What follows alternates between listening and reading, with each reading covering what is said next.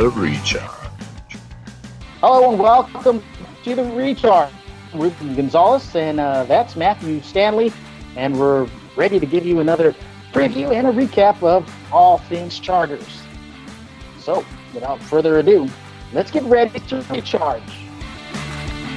All right, Matthew, you were at the game the previous week on Monday, where you saw the Chargers fall to the Denver Broncos 24-21.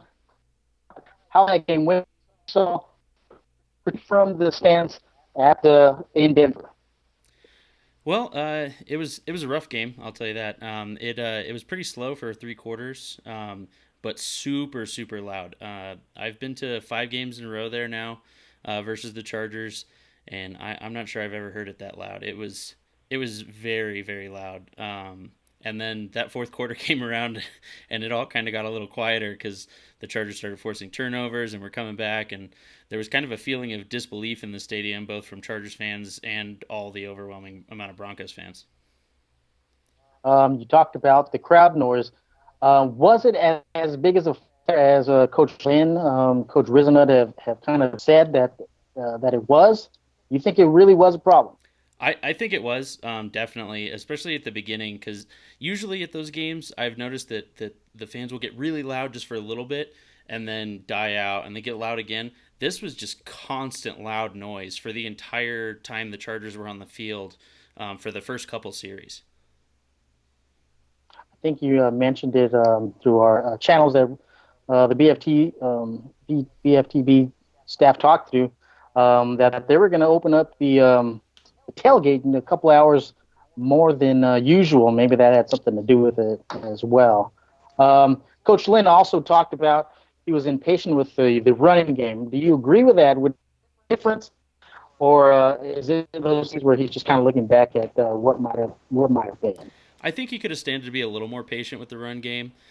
Melvin Gordon, he wasn't maximizing his one-on-one situations. He was going down on first contact a lot, which is strange because in both last year and in the preseason, he did a really good job of breaking through arm tackles and creating for himself in one-on-one situations. I mean, in that first preseason game, he put Richard Sherman in the dirt with a juke move one-on-one. So it was kind of surprising to see him going down as often on first contact. But the offensive line were doing their jobs and making pretty good holes. So I think he did kind of abandon the run a little too early, and he could have stood to be a little more patient with it and just feed Melvin Gordon, let him get in a groove. So you are down for the run. Would you say that you'd rather the Chargers be a more run-heavy team than pass? Because sometimes we see what Philip can do, especially in that fourth quarter when that's a grip. I think they can stand to run the ball a little bit more, but without being so predictable. I think Kyle Posey, we were talking earlier, that on something like 10 or 11 of the series, the team decided to go run, pass. And that's something that really bit them last year, and they were way too predictable, and it really hurt them and created third and long situations where they had to pass. And so then the pass was too predictable and easier to cover. So I think they could stand to mix up the offense a little bit while still keeping as much running or more in. I am but I'm starting to get the sentiment about Wiz. Not very much chance to figure this offense that he's been in for a couple of years, but I'm starting to get a little tired of it. Speaking of Philip Rivers, you hear it all the time. He to the press conference after a loss, and he has this dadgummit attitude. Oh, shucks, we appreciate his optimism all the time, but wouldn't you like once in a while for him to just kind of tear into the team and kind of say it how it really is? I yes and no. To me, it's getting old. It's getting old. I hear it. Well, we heard it a lot last year. They got a lot of losses. Yeah, so there's a yes and no to that. I think the way Rivers handles it is externally to the press and to the fans. He has more of a subdued aw shucks, but you can even see on the field when something doesn't go right, he lets people know, he lets the other players know right away. And it's not even like where he's like yelling at people, saying like berating them. you can see he's Yeah, always trying to tell people, hey, here's what we expected right here. Here's what you should have done right there. And so I think while he does the day after or the like immediately following the game press conference, he does kind of have that more subdued attitude. I think behind the scenes, he's not like that at all. And I think he is, come on, guys, we can do better than this. We are better than this. yeah, So, I yeah. mean, as a fan, yeah, I'd kind of like to maybe see a little bit more. But I think behind the scenes, he is actually already doing that with the team. That's fair. That's a fair assessment. We do see that fiery attitude out of him, but sometimes I don't know. I know Aaron Rodgers. He'll throw those subtle hints to his team that hey, this is not working. We need to get it on. But look, either way, except for maybe Kyle Posey. Um, so before we wrap up Denver, you're 0 for 5 attending those games in Denver. Is it safe to say that you're not going to attend that? Are you the jinx? My working theory is now that I am the jinx. So starting next year, I probably will not be going to the Denver Bronco game versus the Ah, Chargers here in Denver. And if they win, that'll pretty much settle it for a while. So I apologize if I am the jinx, but I'm not going to go anymore. maybe we'll fly you out to step up in lieu of that game just for good measure. So as we now look forward to Miami, what do you got? What does Miami pose? Because it looks like a team kind of that is the mirror image of San Diego. Excuse Ooh, me. there it is. I guess everybody has their shot. Um, but they seem like the mirror image of the Chargers because they're kind of a team like is on the cusp. They get good quarterback play. Their defense is pretty good. They could become a playoff team, so they're kind of like a mirror image of of the LA Chargers. What do you think about Miami? I think Miami is going to be it's definitely going to be a very different challenge from Denver because Denver is a very defense heavy team and they rely on having their offense kind of overperform. Miami's the opposite. Miami has a very good offense.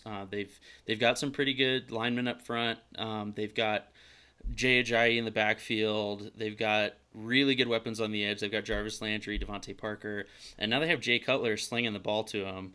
Yeah. And he showed that he's not afraid to throw that deep ball, even with the short time he's been with the team. I mean, in preseason he had some really nice deep balls, especially to Devontae Parker.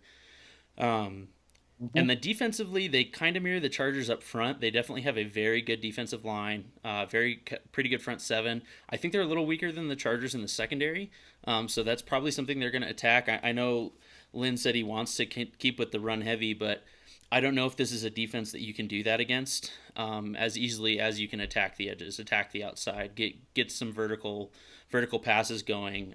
I wouldn't be surprised to see Travis Benjamin have another deep touchdown pass, deep touchdown reception. But yeah, it's definitely a different challenge from last week because they definitely are way more potent offensively than Denver is.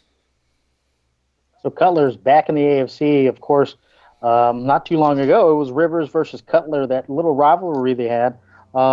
You think it's still something there between them two? You think we'll see any fiery language from sideline to sideline? What do you think? I'm not sure how that's going to go. I mean, it's been a while since they've been able to have that kind of rivalry, and I think they're both a little older at this point. I mean, Jay Cutler's married and has a kid now, maybe even two kids. Um, so I don't know. Maybe it's even gone from young, fiery, angry to now they're both crotchety old men that are going to be like Oh, shaking their fist at each other. But I mean, it'll be fun if they do bring that back and they are jabbing at each other. That'd be nice. defense better be, especially the secondaries. Both quarterbacks known to give the other team the ball going the other way. Real quick, Jay Ajayi, do we have a stopper for this guy? You kind of alluded it to earlier. Um, will he go crazy on us, or can we have a line that can actually take him down? Well, it's going to be interesting because Tenny Palapoy's back this week, and Palapoy may even be the second best defensive tackle we have behind Brandon Mebane. So having Palapoy back this week is going to be really big for that defensive line. Corey Leggett, even though he got a good PFF score, I didn't see much from him yesterday. I mean, in the game, and they ran his direction a lot, so he's really going to have to step up this week. And it's also going to really depend on if they figured something out to fix the linebacker rotation, because Mm. uh, they had they had Cook, Pullard and yeah, they had Hayes Pullard come in off being on the team like 6 days and run more snaps than Corey Toomer, and that's just a huge that I think that was a big mistake. I mean, yeah, Pullard knows Gus Bradley's defense, but he just athletically and instinctually can't keep up with Corey Toomer. Jatavis Brown played borderline elite last week, so he if he keeps hit that up, that'll be great. And then this is where I think Kyle Manuel does have a lot of value is in the run game. So if they can find packages to have him doing what he does best, playing the run, and maybe having an extra safety like Dexter McCoyle or even Des King out there in the slot up near the line to play the pass coverage there, I think that's really going to help. But Des King. I don't really have confidence that they keep Jay Ajayi under 100 yards. I think he probably goes over 100. Mm. Yeah, he's fresh too. He's ready to run. They didn't play last week. Yep. Quickly, three matchups that you're looking forward to. So I'm really looking forward to obviously Rivers versus Cutler is cool. I mean, that's not exactly a matchup. They're not on the field at the same time, but I hope to see some fire there. That'll be fun. I really want to see the defensive ends, Joey Bosa and Melvin Ingram versus the Miami tackles. Um, I think that's something that they might be able to exploit, and I think they could probably both wind up with a sack again, like they did last week. And also, caveat to that, Chris McCain was on the Dolphins and got released, so he's already come out. They put out an article today that he's fired up. He feels he's got that chip on his shoulder because he feels like they passed on him, and so he wants to show them what they're missing out on. So that's going to be a really fun one to watch. Chris McCain, he's going to be playing lights out. And then I got to see what their linebackers can do versus our tight ends, because Hunter Henry was underutilized this last week, and I think he could. I think that limits the tape that Miami has on him in this offense this year, and so they might be a little underprepared for what he can do because he didn't even go out for that many routes, let alone no catches. Yeah, I'm interested in all those matchups you said. I'm also interested to see if Travis Benjamin can steal another one, like you said earlier, because every time he played in the preseason with Phillip, you saw him take that shot, and Travis Benjamin's about as fast as anybody in the league, and so I think they're going to take another shot to him, and it's a different Travis Benjamin that we've seen since last year. He seems to have that little giddy up, and every time he's played with Phillip, he's took it to the distance. So I think they're, like you said earlier too, he's gonna have a shot to I guess extend those legs out and use his speed. So we're gonna wrap this up pretty soon. Is it gonna be a sellout or not? Yes or no? I don't think it's a sellout yet. I think Annie was tweeting earlier that they were like sending emails out saying there's still tickets available. So I mean, it might be close enough where they can call it a sellout, but as far as I know, there's still tickets available, and it's not sold out yet. May have to drive down there and see if they give them out for free. We'll see. Just to put butts in seats. Final, finally, Miami prediction. What do you got? A score for us? Ooh, so I think this one's going to be pretty high scoring. I mean, if the Chargers defense gave up 24 points to the Broncos offense, I don't know how much of that they're gonna fix in 1 week, and especially if Jason Verrett can't play. That news came out earlier that he has that his knee's acting up again, and he didn't practice today. So if he can't play, that's going to be kind of scary. So I think they can put up some good points, and I think the Chargers will be able to respond and put up good points against a slightly weaker defense than they played last week. So let's go a little higher scoring this week. I think the Chargers pull this one out 27-24. Okay. I've got this one, and for the same reasons as you got. I think it's going to be a little high scoring game. I got it 33-27. Chargers, first victory at StubHub, first victory in LA, and first victory of the year. Last Monday, we all went to bed kind of depressed. We were going up, and then just kind of crashed down on us. I don't think that's going to be the case this Sunday. Chargers win 33-27. And so that's going to do it for this edition of The Recharge. You can follow Matthew on Twitter. Go ahead. I'm at BoltFan in Denver.